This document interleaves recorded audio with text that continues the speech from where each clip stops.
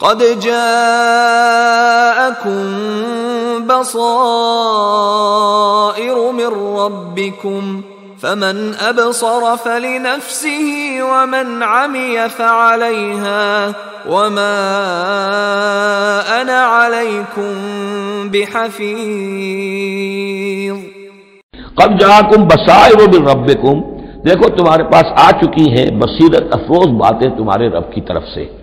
فمن ابصر فلنفسہ، تو جو کوئی دیکھے گا، آنکھیں کھولے گا، حقائق کا مواجہہ کرے گا، حقیقت کو تسلیم کرے گا تو وہ اپنے بھلے کے لیے، فلنفسہ ہی۔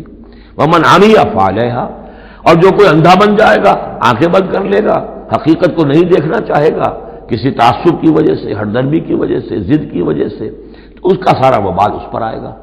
وما انا علیکم بحفیظ، اور بہرحال میں تمہارا کوئی نگران نہیں ہوں، میں تمہارے اوپر کوئی ٹھیکیدار نہیں ہوں، میں تمہاری طرف سے جواب دہ نہیں ہوں۔